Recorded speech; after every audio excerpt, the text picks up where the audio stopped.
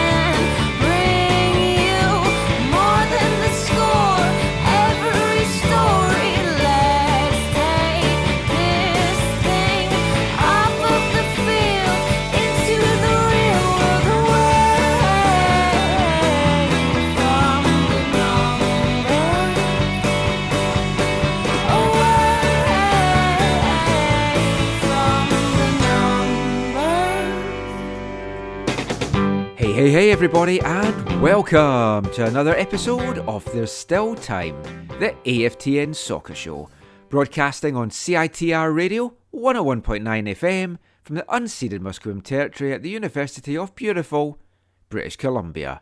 I'm Michael McCall. And I'm Steve Pender. And unfortunately we're not joined by Zach tonight. I think he may have fallen asleep watching that Whitecaps game.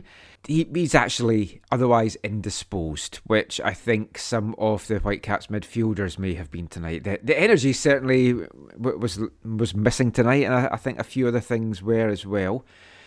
We're actually going to have a bit of a shorter show tonight. That'll probably be music to the ears of some of you listening, but we thought we'll just kind of keep this a little bit short just now. There's not a lot to talk about from the game. Some of the stuff we'll talk about when we get Zach back on the show next week, but there still is a lot of Whitecaps and MLS stuff to dig into in this episode. 1-0 loss for the Whitecaps Sunday night in Carson, California, in what can only be described, Steve, as a very pedestrian affair. A snooze fest, basically. If you wanted a good nap before, if this game should have been in the afternoon, because then you would have had a good afternoon nap and then gone on with the rest of the day. And the thing is, the most disappointing part of this is they lost to the weaker LA side. Yes. After the midweek game, and it was an amazing performance in the midweek, not because it was an amazing performance, it's because I should say amazing result, not amazing performance. But this game was just, I feel like the Galaxy lulled the Whitecaps to sleep or something like that at some points. Because the Galaxy had nothing either. No, both teams looked absolutely dead on their feet. And it's understandable. They're playing games thick and fast. Whitecaps in particular had to fly in for this one the morning of the match again. But there was just no spark. There was no energy. It felt like I've seen more energy and more pace in a walking football match. That's how bad it was. It was like a training match. It felt that neither team had anything, and it certainly looked like two teams at the bottom of the table, two of the worst teams in the league, and I think that was what was on display tonight. But interestingly, that you talked about LA kind of maybe lulled the Whitecaps to sleep. Evan Bush said afterwards that he felt that we played totally into LA's game plan of just to try and basically be stifled out of the game and then try and hit something. Interestingly as well, Bush said that he felt the Whitecaps had a lot more possession than they were used to, and basically indicated that they just didn't know how to play when they've got that much possession, which is pretty telling and pretty damning, really.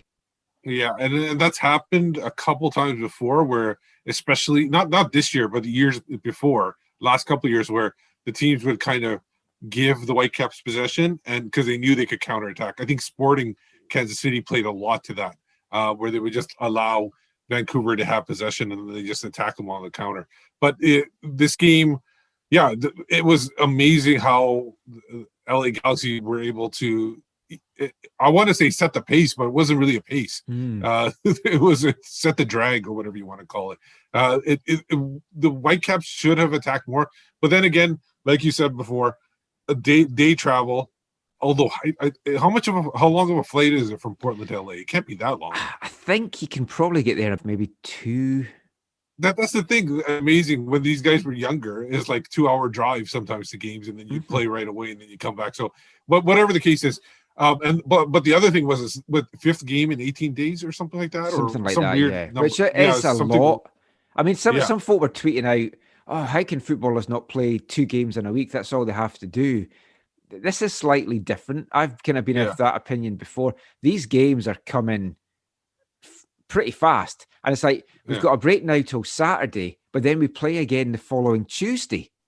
Yeah, but the biggest thing, and obviously we'll talk about it a little bit later. They don't have to travel. They no more day travel. Yes, they will be in Portland for the rest of the season. Yeah, this was not their last away game, technically the way things work out, but it's the last time they're basically leaving Portland. And like if you'd said to me, when you record the show on Sunday, the Whitecaps will have taken 6 points from their last 3 games. One of those games will have been against LAFC.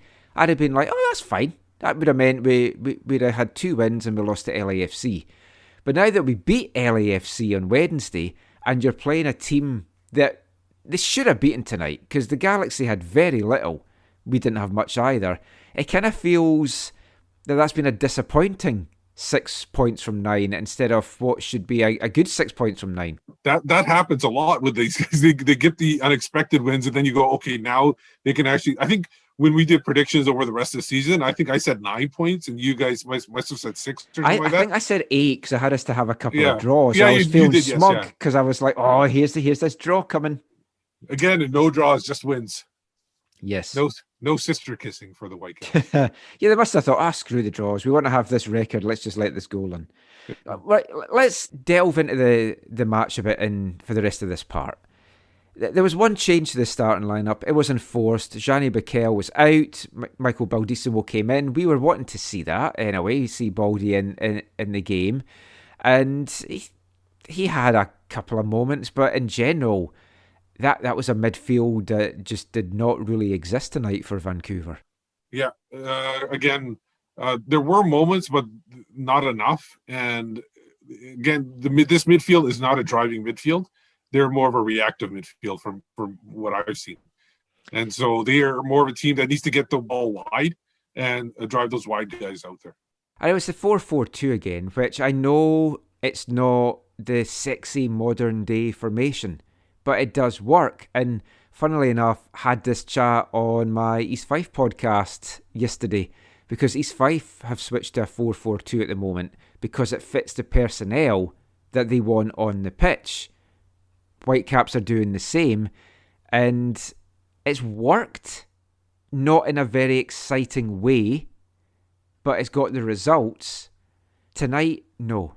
Yeah, and I think it's a lot to do. I think the biggest key to playing the 4-4-2 is a little bit of the midfield depth, but really is to get Freddie Montero out there, because he has shown a lot of ability to create plays and create chances for the team. I mean, there's not really tons to talk about from the actual game. So, I mean, first half, Evan Bush, absolutely outstanding. 5 or 6 big saves in the first kind of 10 minutes of the game, including a great double save from Pavon, I think it was, who was obviously the danger guy for the Galaxy from the off. And that was great saves by Bush. The worrying bit was the sloppy defensive play that set up the chances that Bush had to save from, especially from that double save, which I'm not sure who it was that had the header. I think it was Veselinovic, but it went straight to Pavon and let him run in on goal. And again, just sloppy defensive play. Yeah, and it's amazing. I guess we'll talk about it a little later, but we'll mention why that's surprising that they have sloppy play. The Evan, not only that play, but I know it didn't really count because it was eventually called offside. But those double saves, yes, that he made from it right in close, and then it got put in, then it was offside. Yeah. So he's a very good goalkeeper. Like, I'm still surprised that Montreal decided to bring somebody else in, because even last few years I never thought goalkeeping was their biggest issue. Well, I mean, just to touch on that quickly. Nightmare for Montreal in a way, because they've let Bush go And then Diop's had to go back to France for personal reasons. So they've had to throw in James Pantemis, who did have a fantastic island games for Valor. So I mean, he was excellent. And the question coming out of that was, what happens with him now? Because he needs to keep playing. He's just played 7 games and he was great. What's going to happen to him now? Well, now he's thrust into action in MLS. And a playoff race too. Yeah. So, I mean, they'd let Bush go at the wrong time. And it is going to... I mean, he's a guy. We talked about it in last week's show. He's still got a few good years in him. So, great addition for us. He showed his worth tonight. And we'll talk a little bit about what he said after the game as well in a sec, and it kind of shows the maturity and the leadership that he's actually bringing to the locker room. From a Whitecaps perspective, they had 60% possession in that first half. All they really had to show for it was a long-range free kick from Ali Adnan that Klinsmann did well to kind of sprawlingly tip away. That was it. And there was nothing really... from the Whitecaps, and LA were the better team in that first half, but it was 0-0 at the half. We've seen that go pear-shaped very quickly in a couple of recent games, and I was a little bit concerned by that. But then the second half, just nothing from either team. It was just dreadful. Yeah, and there was Jake had a great chance. You got to give it to him. I mean, that was a bit later on in the half, but I mean, the opening stages of the half. Opening stages, there was nothing really there. It was minor catches by Bush. Bush had to make a couple. He got credited for saves, but it really wasn't half chances. But nothing coming out of the break, which is surprising to me. And that's where one of the things that was very surprising was a lack of substitutions by MDS in this game. Like, I felt like if he noticed that LA Galaxy were like playing like that, I thought he would have brought more energized players and brought them off the bench in order to push it a little bit more. But I have a feeling he was playing for the tie. That's my suspicion, even though I don't know why you would. I mean, he said afterwards, we'll hear that in the next part, that getting a point from this would have been a great result. You'd have had 7 from 9, and it would have still kept the Galaxy down there, and it would have put them up. Bush talked after the game about the fact that if they had won tonight, or even if they had drawn tonight, that was basically the Galaxy's season over.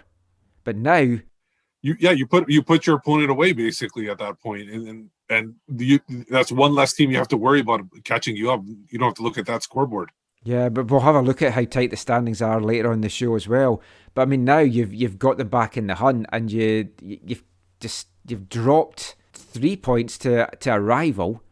We'll drop 1 point that you could have been coming home with. But yeah, going back to the subs. So the only sub that was really made from an attacking point of view, although you could add that bringing Gutierrez on later on for Adnan did allow some attacking up the left wing, because he did show some flashes. But Ryan Raposo, the much underused Ryan Raposo in the last few weeks, came on in the 71st minute.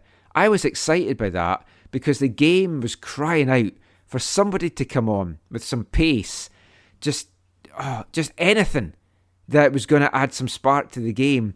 And he didn't really get a chance to show it. He had a few bad first touches, but Cavallini looked tired but had a bit of running. Montero, he looked done.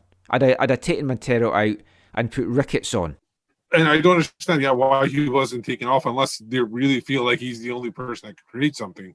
And you talk about Ricketts. That was like Dahomey. At one point, I think on one chance he was holding his shoe.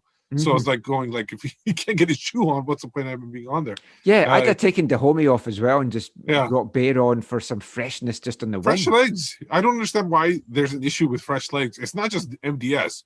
We've had a string of coaches who are against putting somebody on that. Substituting something, I feel like that they have the team on there when you built this team for depth. You know you don't have superstars on the team, so you built this team for depth, and then now you're not even using the depth in the actual lineup, unless he saw something in training that he didn't like, and that's why he went. And speaking of that, Milinkovic wasn't even in the 20. I remember post game they asked him about him being on the 18. MDS actually corrected it and said, He wasn't even in the top 20, and it was a technical reason for that. Yes. Telling him that he didn't like what he saw in practice or training. Which is very surprising because Milinkovic has been his guy. Yeah, for a good run. Mm-hmm. And he's been good. He's been up and down, but I mean, on the whole, he's been one of the better performers this year. Yeah. I mean, the fresh legs, I think that's what really cost them. Because if they put some fresh legs out there, I think they could have got something from the game. But then you're talking about what Evan Bush said, that I touched on there, just naivety in the inability to see out that game. But then we come to the turning point of the game, which the Whitecaps feel that they were a bit hard done by. Russell Tybert was adjudged to have given away a foul in the middle of the Whitecaps half.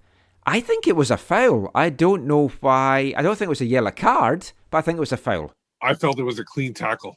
If you're looking at the shoulder kind of, there was no actual. I felt like there was no touching of foot to the other leg. No, but I think he maybe tugged him a little bit on his jersey. I didn't see that. I saw him pushing off or whatever. I thought that was enough. It wasn't a full tug where he was tugging him back, because he didn't get pulled back, or else he went down holding his ankle, and there was no touch on the ankle. Yeah. And I felt like he gathered the ball so clean, and I do feel like it was an unjust call. Costly as well, because if that hadn't been given, the Caps were on a break, and I think it was a 5-on-4 break they would have had with some pacey guys. So, I mean, that obviously hit them, and then they just switched off defensively on the free kick. Yeah, but even on the thing is, on the free kick, that was, they hit the thing. I think that really scrambled them. I think they should have defended that free kick a lot better, and then the follow-up wasn't very good at all.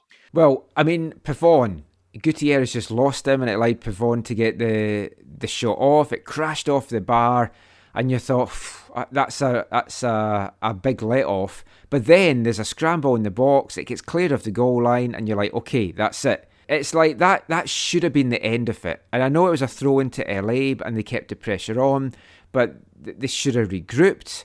And then the winning goal. I watched it back just before we started recording, because I just had to see exactly what went wrong there. And looking at it, Kai Koreniuk, who gets the goal, he's behind Jake Nerwinski. And Jake is so busy watching the ball and the crossing in that he doesn't see that there's a guy behind him. And then he runs past Jake. Jake can't get him. Ranko can't get him. He's right in the middle of the two of them. The ball was delivered perfectly to him, and he puts it away. It's like it was a great finish from him. I don't think either team deserved to come away with that from 3 points, but full credit to the Galaxy for doing it. They finished off what they needed to finish off at the optimum time. Again, Gutierrez needed to close down. I don't know why these guys are so willing to give such a dangerous players time on the ball in the wide areas. If you close down on them, maybe the ball doesn't even get into the box, and you don't have to deal with it at all. I'm wondering also, I haven't seen, I saw the replay, but I didn't pay attention. I don't know where Godoy was, where he was caught. I think he was, because I think this isn't good for the podcast because I'm demonstrating with my hand. So you had Nerwinski here, and then you had in the middle Ranko, and then Godoy was pulled to there because Gutierrez had gone towards Pavon crossing the ball. See, that's the thing, that they go, but they don't make a full commit to going after that player. They and you're in no man's land where you're not defending the box and you're not really attacking the crosser. And I think they need to do one or the other. Either sit back and let him cross and have more people in the box, or go out and get him. I mean, it was a terrible goal to lose. It was a shocking end, but at the same time, we've seen this defence. It's not shocking at the same time. Great run from Koreniuk to do it. It's like he showed such awareness to make that run to get on that ball, and the delivery was perfect. And it's the kind of delivery we just did not see from the Whitecaps tonight. After the game, they talked about it doesn't matter if you've got all that possession. If you're not creating chances with it, it counts for nothing. And ultimately, that was what happened tonight. Exactly. Possession without purpose is useless in soccer. That's a very, very good way to put it. So that's our thoughts on the game. We'll be back hearing the thoughts of Marc Dos Santos after the game, and we'll be back with that after this. Hi, I'm Marc Dos Santos, and you're listening to the AFTN Soccer Show. It's a bloody sock and dole swindle, Sydney.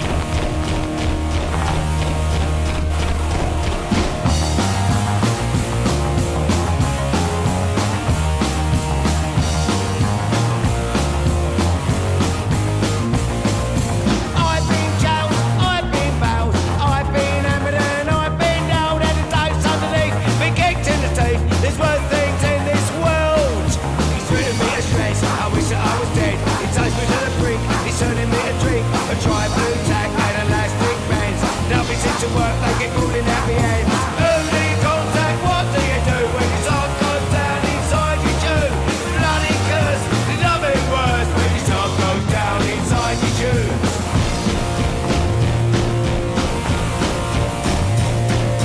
I've been bugged, I've been drugged, I've been shot, I've been mugged, I've had BD, been stabbed in the knee, and been ripped off by 37p. He's treating me to shreds, I wish that I was dead. He takes me to the brink, he's turning me to drink. I try blue tack and elastic bands.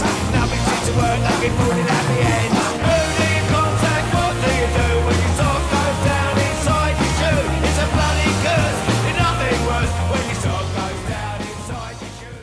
Welcome back to the AFTN Soccer Show on CITR Radio. And kicking off this part, it's tonight's song from this month's Artist of the Month here at AFTN. Splodginess abounds from their 2000 album I Don't Know, and that was My Sock's Gone Down Inside My Shoe. It is a curse, as is letting up goals by not marking, and that's been the Whitecaps' curse this season. Happened again on Sunday night in Carson, more terrible marking. We'll talk a little bit more about the game and some of the performances and just what it means in a little bit. But before we do that, let's just bring you some post-game audio now from the gaffer. Yeah, unfortunately, I think it's heartbreaking. Everybody in the locker room feels that we deserved to go back to Portland or to our houses with at least another point. We knew the game would break after 65 minutes. Both teams looked tired and playing far from each other, but we knew that it would be one moment offensively from one of the teams. We had a lot of the possession, especially in the first half, but we lacked of a little bit of clarity to create chances. So it was a lot of possession, but not enough chances created. Even though if we had some that were dangerous, we still could have done better. Then at the end of the game, there's a play with Rusty that goes from a very clean tackle from Rusty, a very good ball that he won, and ready to initiate a counterattack of 5v4. And the ref does an incredible mistake, calls the foul, gives a yellow card, puts LA in our half. And from that moment, they get something, they get the cross in that unfortunately we spoke so much about preventing the cross. That's the type of game LA plays. Unfortunately, when you start getting tired, you lose a little bit of sharpness and decision making.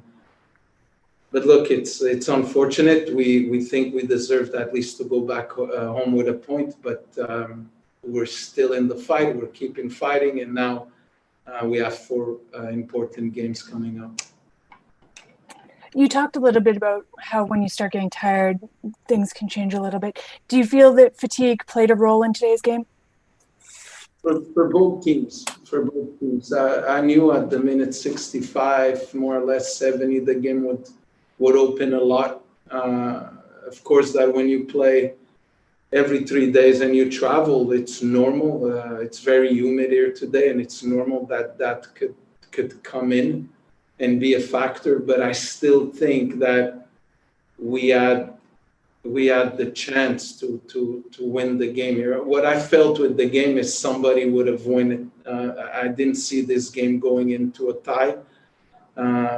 We had moments where if we had just a little bit more of sharpness, we could have created more chances.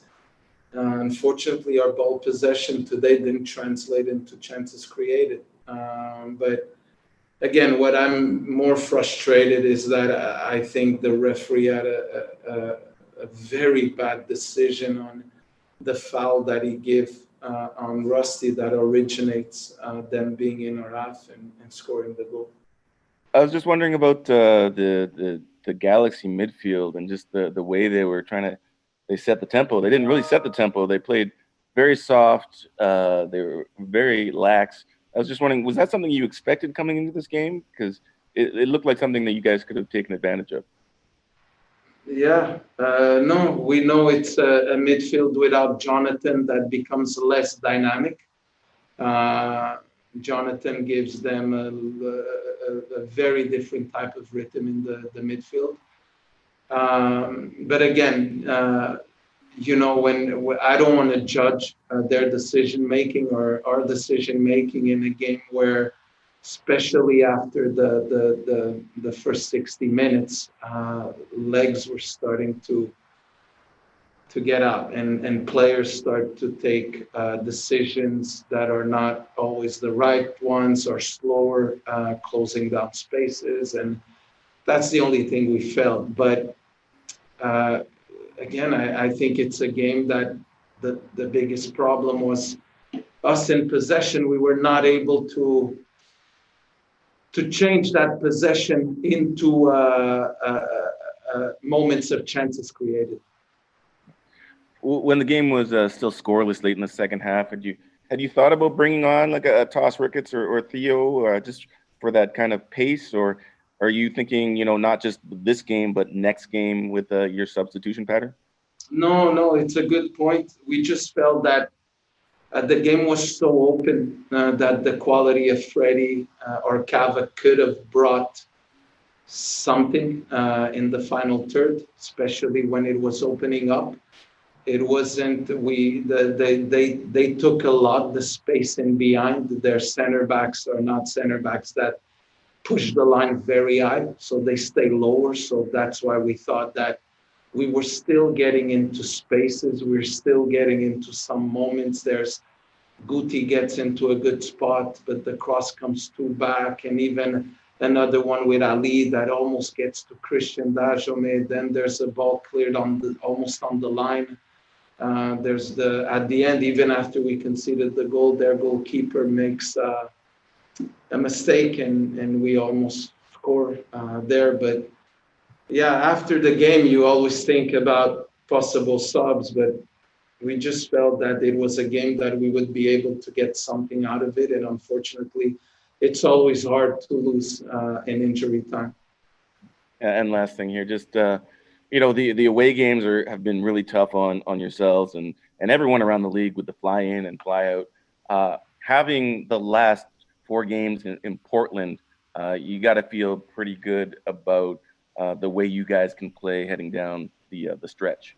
Well, I prefer to play these last 4 games in Portland than this in and out. In and out has been hard for us as a team. And like you said, hard for the other teams also. It's just something difficult. But I still think today we could have gotten out of a week where we get 7 out of 9 points. Unfortunately, it didn't happen. We get 6 out of 9. We beat South Lake. We beat LAFC. We lost this one in injury time. There's a lot of positive we're going to take. We're in the top 8 still today. So we're going to fight until the end. That's what I said. We're going to fight inside all circumstances. We're going to fight until the end. He's the gaffer. You can't try it on with him. He's the gaffer. Even when he's on a limb. He's the gaffer. When his back's against the wall. Has the answer to it all. He's the gaffer. So some interesting stuff there, Steve, from Marc Dos Santos after the game. Nothing too surprising, I guess, but I mean, he described it as heartbreaking, as did Evan Bush, but it's heartbreaking in one sense, in that, yep, you've lost a last-ditch goal that stripped you off a crucial point.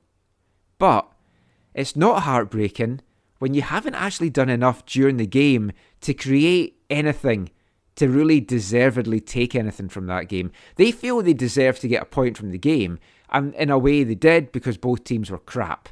But they didn't do enough for me to really earn getting anything from that game. My thing is, if you play for the draw, you don't deserve any points. So that's my feeling. If you play for the if their plan was to play for the draw, I think you don't deserve any points. If you play for a win, then you deserve to get points, whether it's a win or a draw.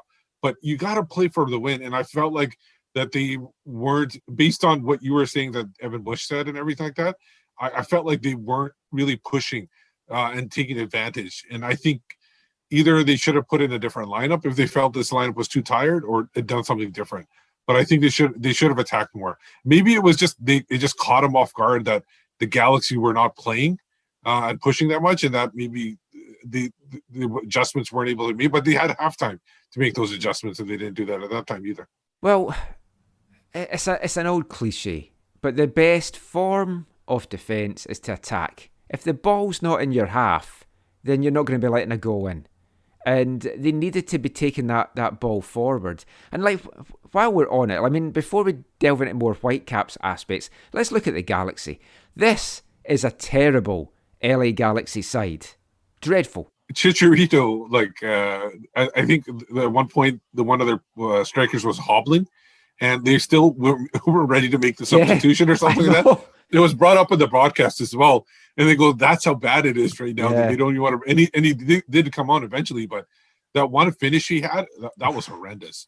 I was going to say, put that away. I was going to say he looks like a shadow of his former self, but that would mean he's kind of maybe a bit thin. He looks like he's eaten his former self because he looks heavy out there. He added a COVID-20, but I don't know how, because you're an athlete, you shouldn't have to do that. I mean, he's been a bust for LA Galaxy. 1 goal, and he's had some dreadful performances just over the course of the season. I know he's been out injured, but if you brought him in and he wasn't a DP, or even if he was on a low DP salary, it would still be awful, but not as bad. But with the salary that he is commanding, they've just been pissing money down the drain. Yeah, he's easily, like, people want to criticize Lucas Cavallini, but in comparison to Chicharito, Cavallini is a steal. Yeah, at this he's point. an MVP at this point compared to that. There were rumours this week that Scaletta was going to be on his way out at the end of the season, and Robbie Keane, of all people, was going to be coming in, which, from our point of view, would be a joy to have him as a manager to interview after games. 100%. The only problem I have is Tybert might be standing on the bench of the Galaxy in future games. Well, he'd have to be doing the interviews in Tybert's pocket, really. Yeah, exactly. But, I mean, Scaletta's denied the rumours, as he would. He coming up with MDS's one-off, well, I've got a contract for, or Freddie Montero even, I've got a contract for next season, I'm going to be here. The way the team's been playing, though. The Galaxy are the type of team that would fire somebody after a year. If they're not... especially if they think that their fans going to be coming back next year and they're going to be selling tickets, they're going to be getting rid of somebody.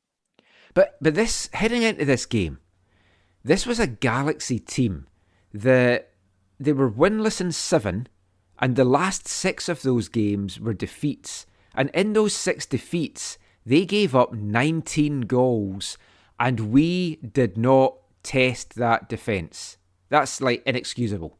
No matter how tired you are, that's inexcusable. I don't think Cavallini had a shot on target, did he? Or neither? We have I can't remember the stats here. It didn't feel like he did. There was one chance, but I think that was called offside. The header. Mm-hmm. Yeah, there was 5 shots on target for the Whitecaps altogether. Adnan had 1, Nerwinski had 1, Dahomey had 1, Montero had 1, and Bear had 1. Yep, you're right. And you want your striker to be doing way more than that in this case. So yeah, that is a little disappointing, especially when you have Montero there to help set them up, and there was no setting up at all. Well, I mean, we only had 7 shots during the whole game. 5 of them were on target, so at least that's a plus. Galaxy had 18. They only managed 5 on target. 5 on target. That's not good. But that's typically a Vancouver line for shots and shots on target. True. Actually, no, sorry, I'll take that back because they never had 18 shots attempts even. But then as well, when you've got shots like Chicharito's, it's understandable that there wasn't more on target. But I mean, yeah, you had to test that defence a little bit more. And I mean, a lot has been made, and I've been bigging them up as well, of this Montero-Cavallini partnership on and off the pitch, the Colombian connection with Dahomey, and we've seen some great flashes of it. We saw it on Wednesday night against LAFC. We've seen what they're capable of doing, but we haven't seen it enough, and tonight it just wasn't there. Yeah, it basically fizzled out. I think the number of games they've had in a row, especially coming off 2 wins like that, I think that maybe they got to change something up there. But like I said, I don't think they were going for the win. I hate to keep saying the same thing, but it just seemed like they were just going for the draw and getting ready for those final 4 games. Definitely. I mean, I think they would have been happy coming away with it. I think they needed the 3 in the grand scheme of things, and we'll look at that in the next part. But I mean, a point on the road certainly wouldn't be the worst, but when you look at what they've got left, they needed 3 from this, I genuinely feel. No, but the thing is, a point on the road against a good team, is that's okay, but when you're playing the team at the bottom of the table, you got to go for 3 points. Now, if we're looking at some highs from the game, Evan Bush, clearly a high, a fantastic individual performance from him. He's brought a good leadership to this locker room, and I've spoken to him a few times at Montreal. Spoke to him a couple of times during COVID when I've been on Montreal calls. He's always been fantastic to speak to because he's like an Andy Rose. He just says it as it is because he's got that veteran nous to him to basically just say things as it is. So I mean, he was outstanding. But for you, does anyone else really get pass marks tonight? Not really. I'm trying to come up with people, and it's hard to. No, I would say Adnan maybe a little bit. He was running up and down the pitch quite a bit. Jake, he did have while he was cost of the goal, he did have the goal line clearance, just the chance before, and he probably had their best chance of the night, and they had a nice run into the box. So, yeah, I would kind of give it to them, but it's hard to even, because, like I said, like you said before, Jake let his runner go, and that kind of balances everything out from highs to lows. And so maybe he's a middle of the ground kind of guy. But, yeah, Evan Bush is 100% number 1. I mean, looking at the who scored kind of ratings for it, it's all basically between 6 and 7. Bush leads the way with 7. Adnan gets 7 as well, and he did put in a good shift. And then you have got Nerwinski third, actually, at 6.9. And then it's like everything else is not really huge standouts. Veselinovic, 6.7. The thing is, we complain about the substitutions, right? But honestly, like, you really can't. Like, Gutierrez, I thought had a good shift a couple times. I think he kind of made really one good cross, but. And then Raposo really didn't do anything. So while you have to criticize for not subbing, but the subs he put on really didn't do anything either. So maybe that's why he's so gun-shy, because he hasn't really seen anything come off the bench this year. Possibly. I mean, looking at the Galaxy on the who scored thing, Pavon 8.7, which is very fair because, I mean, he was absolutely outstanding. And just his general play. But, I mean, looking at this, This is quite a surprise to me because I thought the Galaxy were pretty terrible tonight, but they've got, let's see, 1, 2, 3, 4, 5, 6 of their starting 11 are at 7 or more as a rating. But the thing is, if they didn't hold possession, right, then they can't make that many mistakes. And when you have essentially a clean sheet, you're going to get a lot of defenders up in the 7s and a lot of like the midfielders. I guarantee you the strikers really didn't have very much other than probably the goal scorer. But when you're not giving away the ball because you didn't have it in the first place, you're not going to be your marks aren't going to go down that low. And like looking at the heat maps, as everyone always loves to do, yeah, it's just your typical Vancouver heat map of, do they actually know the opposition penalty box exists? Yeah. It's always like that, and that's not going to change until the midfield is improved. The defensive side and the attacking side are not going to change at all until that midfield gets better. Well, I mean, we've got a new signing, Steve. Yeah. But will they back. class it as a new signing? Well, Axel will be like, I told you we'd make a move in this transfer window. Yeah, they confirmed a signing, basically. Yes. For anyone that hasn't heard, Ranko Veselinovic has now officially become a Whitecap, making his 12th start tonight, which triggered the deal that they had to permanently buy him, but not, apparently, according to Canadian press, for the murmured $2 million that was initially out there, $650,000, which seems a steal. Yeah, it is a steal, I think, especially considering that there was one mention in the broadcast where I think it was, I don't know if it was Paul or Peter. They mentioned how people were calling Axel. Mark talked about that this week. And was it Mark that said it? Oh, can't remember if it was. They said Axel said it, Mark, but they said that, how did you get this guy? And I think maybe those phone calls started. I have a feeling Ranko is not going to be a Whitecap very long. It's going to be on the what's his name? The Korean guy. What's his name? Inbom. Yeah. He's basically forgotten him already. He's a flash right now. Yeah. I think he's going to be a similar thing to that, where they're going to bring him in. They're going to maybe play him until next summer, maybe next winter after that, and then they're going to sell him off for a profit. He has to show a lot more for me to earn a move to a top European side, I think. But right now at this point, I don't think he needs to go to a top European side for them to get a profit. They could, double or triple their money selling him to a championship side. Yeah, I wouldn't be surprised. Like for this $2 million to have been out there initially, I mean that has to have come from somewhere. So if they have got it for 650, obviously all these terms will not get released, etc., etc. But you have to feel that any future sell-on might be split 50-50. That could be it. Yeah, I agree with that. Like they might get another, maybe it's another 1.4 for that original team, and then the Whitecaps get whatever they want on top. Yeah, I mean that if that's the case, I either way, it's a good deal of business, because he was highly thought of and there was teams interested in him. And Mark had said, because Mark was asked this week, as he's been asked a couple of times, as has Axel, about, if he makes these 12 appearances, it triggers it. And he was like, we talked about this on our WhatsApp chat, and Mark's like, what's the soap opera with all this? And it's like, the soap opera is, we've bollocksed this up before, not knowing what triggers things. That's why there's a soap opera around it. We just want to make sure that everyone knows. Let him know it was before he showed up here. Yeah. But the thing is, I want to mention this too.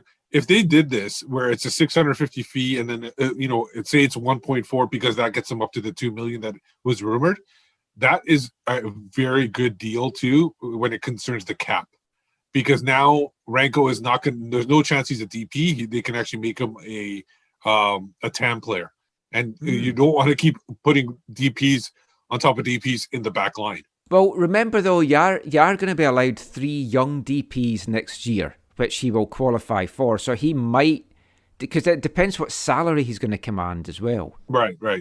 And the thing is that now I think they've spent a fee on 3 center backs, which was funny because before people were complaining about Rabo like hoarding defensive midfielders, and MDS has gone further back, closer to the net, and spending money on center backs. Well, I mean, that's the funny thing. Like, we've spent all this money on central defenders. We've spent money on Ali Adnan. We've got Evan Bush coming in on quite a high ticket as well.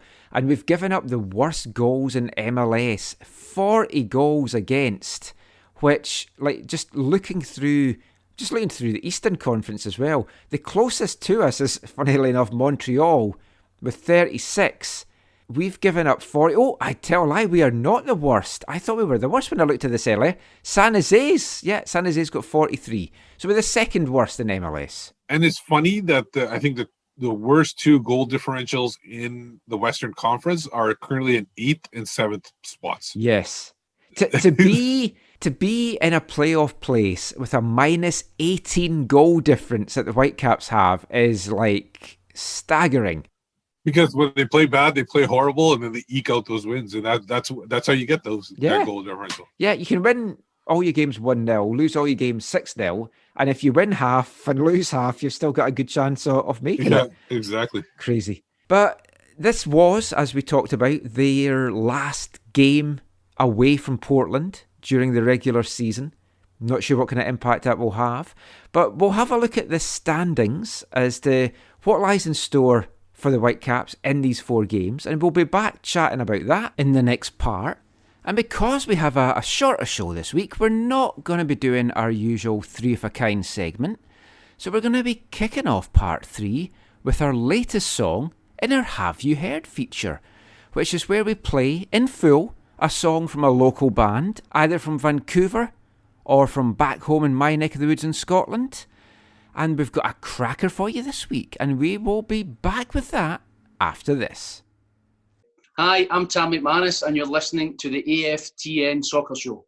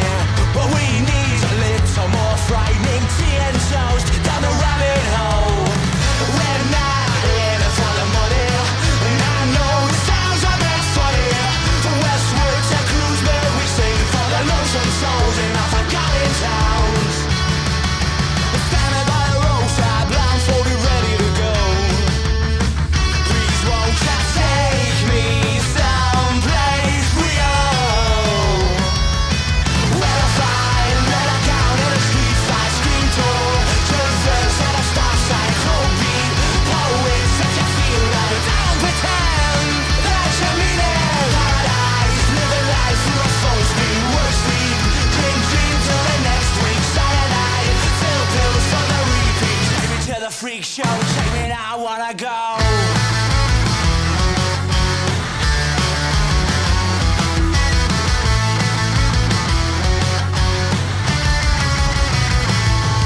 The street girls are perfumed and vicious, with shaved heads and fishnets at Christmas. The some boys home to their mothers, broken stones but forever grown.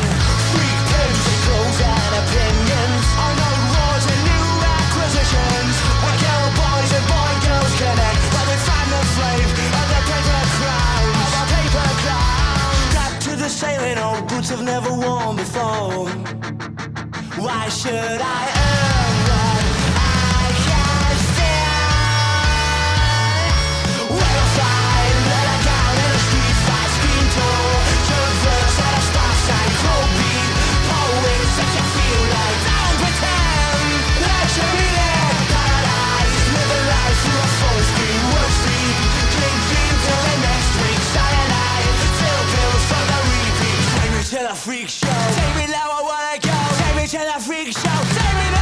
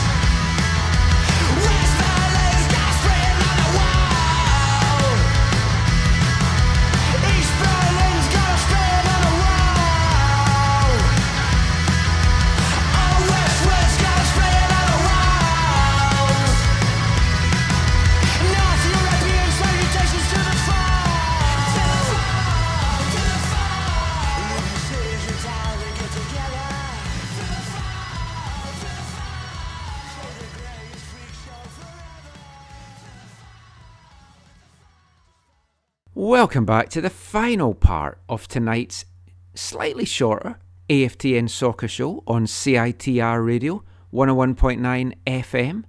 And we've kicked off this part with the latest in our Have You Heard segment. This is the part of the show where we're going to play some music from a local band.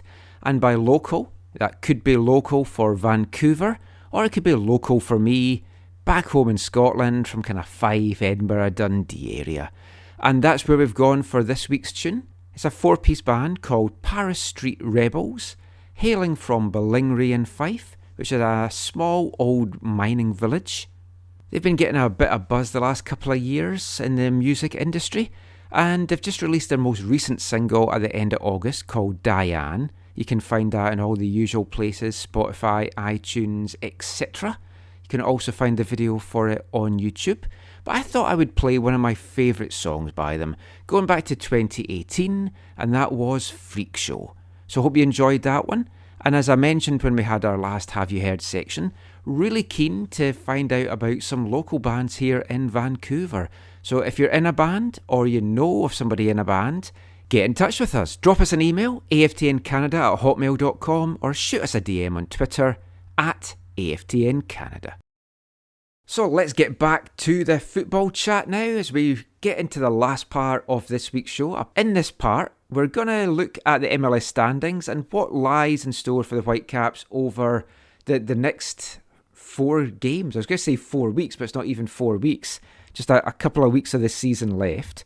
So let's quickly look at the standings. So right now, after tonight's game and all this weekend's games, the Whitecaps are still hanging on to that playoff spot, Steve, in 8th place. Exciting. Try make this exciting for the listeners. But don't think we really believe we're going to be holding on to that 8th spot. Honestly, you never know because of the fact that they don't have to travel and other teams do. So I think that they do have a slight chance. This season, like, nothing would surprise me. It's like if we went on to make the Western Conference final, well, actually that might surprise me, but anything with results, because there's been so many lopsided results and teams doing well on the road, teams doing well at home, getting hammered on the road. Again, it's all this travel aspect potentially. But if you look at this Western Conference just now, the Whitecaps in 8th are just 3 points off the bottom. But they are just 4 points off 4th and 3 points off 5th. That's crazy to me. That just blows your mind when you look at that. Them and San Jose have the least amount of games left too, I think. The teams in 7th and 8th are the teams that's only got 4 games left. Everyone else has a lot more than that. The Whitecaps have the 3rd worst points per game record in the conference, and as we talked about there, the 2nd worst goal difference. So looking at how things are just now, Minnesota, they're sitting in 5th, 24 points, 6 games left. Dallas is 6th, 24, 7 left. And I think it then comes down to these final 2 spots. And every single team could get in to one of these 2 spots. That's just how crazy it is right now. San Jose, 7th, 24, 4 games left. Caps, 8th, 21, 4 games left. RSL, 9th, 21, 5 games left. Houston, 10th, 20 points, 5 games left. Colorado, who we'll come to more in a sec, 11th, 19 points, 10 games left. And the Galaxy, sitting at the bottom, 12th, 18 points now after tonight's win, but they've got 6 games left. So between the Galaxy in 12th and you're looking at the Caps in 8th, there's 3 points separating those teams. The Caps have to win, for me, 3 of the last 4, if not all 4, just to sneak in 7th or 8th. I would say that the minimum, I would kind of think minimum 2, because I don't have any faith in the teams below them or San Jose that they're going to pick up that many points either. So I'd say minimum 6, but I think they would need 9 at least to even have a chance. I think they might even need to get all 12, I've got to say. But then you're giving credit to RSL and Houston and Colorado maybe, but Galaxy for actually picking up points. And I don't think they're going to pick up that many points, even though they got like RSL and Houston only have one extra game. And Well, who says they're going to be able to get yes. those victories, right? Let's look at Colorado now then, because this for me is the biggie here. Because I think it's farcical. I mean, Colorado, more games called off. They've got 10 games left. Everyone knows they cannot play all those games to round off the season. So MLS have already said they might have to look at points per game. I don't think it's right. I honestly, and I think I mentioned it last week, I don't think it's right. I think if you have this much problem, like other teams are controlling, once in a while somebody will have a positive test, but for the most part, other teams are able to control it. I don't think FC Dallas and Nashville should have gotten like a chance to make up those games. Of course, those was earlier in the season, but when you're this late in the season, I don't think you should be able to make up these games. Like they might actually, if they play their last 4 games or whatever it's going to be, 4 or 5 games, maybe they get enough points on their own in order to get into that spot. But right now, I don't think they should be able to make up the games or do points per game. Well, the thing is, if Colorado look at the table just now, they could go, you know what? If we somehow don't play another regular season game, we're definitely in the playoffs. Yeah, they're going to get in. So they could, what says they don't fake their tests and everything like that? I also conspiracy theory on. I also worked out this week, just based on the points per game, and this was when the Whitecaps had 5 games left. No, when they had 6 games left. So this was before the LAFC game on Wednesday. If Colorado didn't play another game, the Whitecaps could only afford to drop 2 points in their last 6 games to actually overtake them in points per game. So now that's out the window. So they can't, if Colorado weren't to play another game, it doesn't matter if the Whitecaps win their last 4 games, they can't overtake them in points per game. Yeah, and I agree. Yeah, it just doesn't make sense. Like, again, for me, it's not even about the Caps. It's unfair. Like, other teams have had positive COVID tests where they have to that player's not available anymore. Yes. So but they still had to play the game. Like if it was a really top player or any player in their roster, if it was somebody that was going to be in their 18, you lost a player because of COVID. Whereas Colorado has just lost, like, just not even played the games because they have had multiple ones because they weren't able to control the situation. Institutional control. They're not able to maintain institutional control or whatever. I know there's a term like that where you just aren't able to control your players. And so if you can't control your players, it's a term that comes out of college sports, where if you can't control the players are, taking bribes or taking money to get scholarships to go to that school.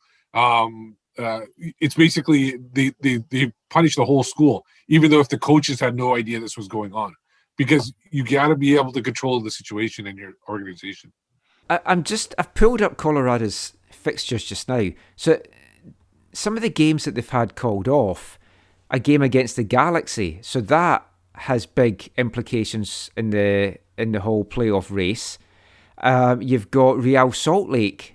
There's a game. Houston is a game that they've got still to come. That's their last game of the season.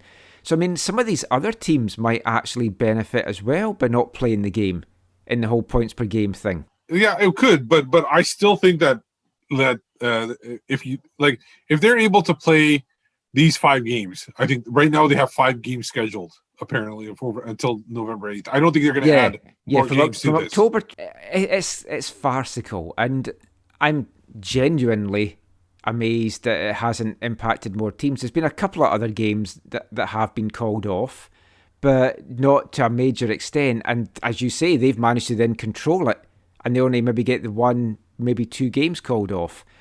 What's happening in Colorado is just like insane. And there's definitely not enough room in the schedule because they're playing basically every 3 to 4 days. They can't squeeze any more, I don't think, than those 5 games in.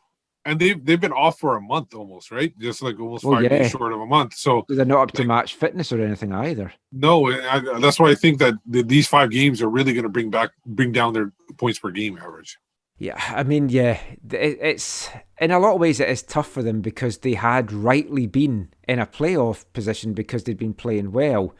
But at some point, the league's just got to say, look, we'll just have to see how you get on in these 5 games and then review to see where you are. You really need to try and do it in these 5. I mean, it could benefit the Caps in the end, but if we don't do it on the pitch ourselves, then it's looking a bit bleak for us. Of course, the next game that is coming up for the Whitecaps, Steve, is massive because it is against San Jose. So it's 7th against 8th. And for me, if the Whitecaps lose that one, that's it. I personally think if it's a draw, that's it. I think that it's a must-win, essentially. Yeah. And they are playing in Portland, and Yes. So they have a team that has to travel day of, so they need to take advantage of that. And the San Jose doesn't have a midweek game this week, do they? I don't think. No teams do. This is their break, so it's going to allow the Whitecaps guys to get back to Vancouver for a couple of days, and every team's, apart from teams that's trying to make up some games that were postponed for COVID, most teams have a break. Yeah, I think Portland has a game midweek or something like that, but I can't remember now. But yeah, it's definitely a must-win for me. It's like 3 points, or basically we might as well record the end of season show. Absolutely. But one, I guess, final thing to kind of mention just in the whole MLS side of things. This came out today, and I was very surprised by it. But MLS are not going to be awarding a Supporters' Shield trophy this season. As things stand just now in what would have been the Supporters' Shield standings, TFC have a 6-point lead over Philadelphia, having already clinched a playoff spot, and you have to think they were going to win the Supporters' Shield, and it's now taken away from them. And we could laugh and say, yeah, it's TFC, so it's really funny that they're not going to do this, but it's not MLS's call though, right? Like it's basically, from what I've it was the Independent Supporters Council, I believe, and it's not even their call, because they said in a tweet earlier today that it was a decision made by the board of directors of the Supporters Shield Foundation. Yes. So they're the ones that officially made the call, and then I think a lot of people did criticize Independent Supporters Council, but apparently they said it's not their call either. So the blame definitely got pushed on a couple of times. And I know that after the game today, I think it was maybe Greg Vanney, I can't remember. Yes, but I've got Vanney's quote up here. Yeah, they basically said something about they're gonna lift some kind of trophy, whether it's a manhole cover or something like that. Oh, that wasn't what I've got. I hadn't heard that. Maybe that was a different player then, or I'm not sure, but I could have sworn that I heard somewhere, and I heard it in passing too, so I'm not 100% sure. But this is what Vanney said. He said, "My players are pissed. It is a huge sign of disrespect to the players. It has arguably been the most difficult season in the history of our league, where people have put their health at risk to play and put games on television for fans. This season has required a huge commitment from all teams. People were genuinely afraid for their health. It's a disgraceful decision that delegitimizes the whole idea of the Shield, in our opinion. Those who made the decision are like kids in a park who take the ball away when the game isn't going their way. It's childish and a symbol that they don't know how sports operates." And that is fantastic by Greg Vanney. I support that 100%. Great stuff from him. Yeah, I want to find that quote, because I could have sworn I heard it somewhere. Well, I know as well a lot of the Toronto fans, because I was reading this, actually it would have been yesterday, so I guess this first came out yesterday, were saying that they'll club together to get some kind of trophy for Toronto if they end up winning it. I say bravo to that, because it's like, it is shocking. You're having the season. I see it in both sides, in which you could argue, okay, you're not playing every team in your conference, but you're still having a regular season, and as far as I'm concerned, the Supporters' Shield is meant to be given for the team with the best record over the regular season, whatever that regular season looks like. So to not give it, I agree, it completely delegitimizes it. Folk have said for years, we'd like the Supporters' Shield to be worth more and to feel that it's worth more. Well, the people that's running it have just made it worthless by doing something like this. Especially if you cut it off like one season. Like the what's more prestigious than, in my opinion, than the Stanley Cup? Like obviously the World Cup maybe trophy or something like that, but the Stanley Cup is around. And this was not obviously an exact way to play the Stanley Cup playoffs when you play it in two cities, and you're not really playing in front of your home. So, but they basically awarded it or else it would have been the first time since I think it was 1915 that it wasn't awarded, and that coincidentally was because of the Spanish flu for that. So I don't see the harm. I don't see where it was mentioned. I think it was mentioned in that same quote that they felt because it was a season that wasn't played in front of fans that they couldn't award the trophy or something like that. But then you would say, why was the Champions League awarded? Why was the English Premiership awarded? All that kind of stuff. I'll read it out, actually. In 2020, the schedule matchup imbalances and the absence of fans in stands for the majority of teams led to the decision that no shield would accurately reflect the best performer over the course of a season. As a result, the foundation opted not to award a shield to any team. Absolute bullshit. Like, you can only play who's in front of you. Yeah. They've had a season. They've had a regular season. It might not be a normal regular season, but they've had a regular season. And I think you'd be hard-pressed to find people, apart from really biased, blinkered people, to say that TFC have not been the best team by a mile. It's like they've been outstanding in many of the games. Fully deserving a Supporters' Shield, in my opinion. Anyway, don't get me more riled up on this. I think we'll move on from this just now. I'm sure we'll talk a little bit more about it next week when Zach's back on the show. Let's calm me down now with this week's Wavelength. And what calms me down? The good old punk. This is a bit different from our usual English punk. It's from a Philadelphia-based punk band called Dive in the Box, who describe themselves as a soccer-based band. And this is a song from their 2014 album, Still Banged Up from Last Night. This is Away Match Rules.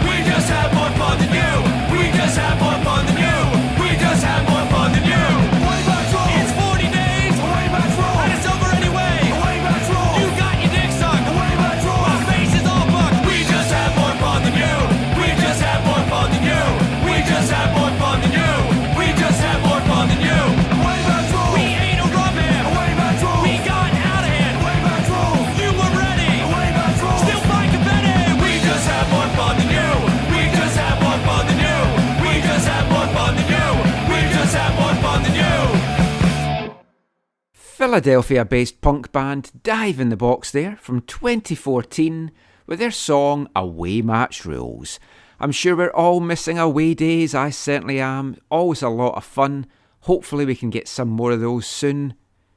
It's just more fun on the road. But that is it for this week's show. Just before we go though, Steve, let everyone know where they can find you online.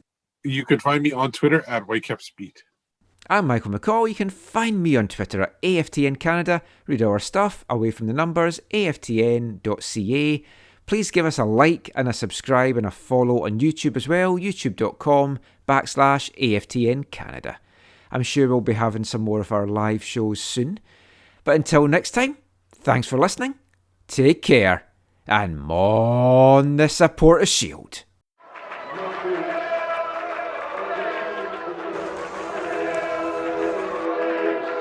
Going to your first match is an experience you never forget. The atmosphere of what's going on around the pitch looks beautiful, and you always look and go, wow, I'd love to play here one day. If you get the bug, it's going to stay with you for life.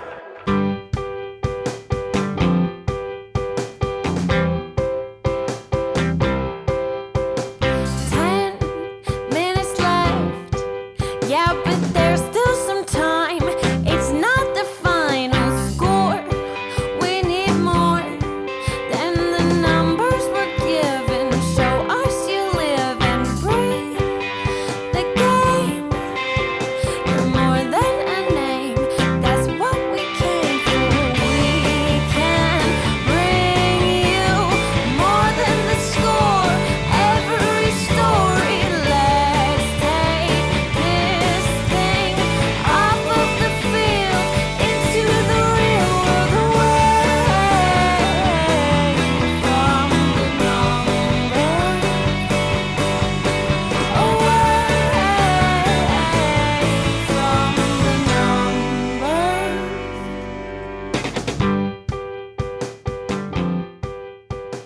AFTN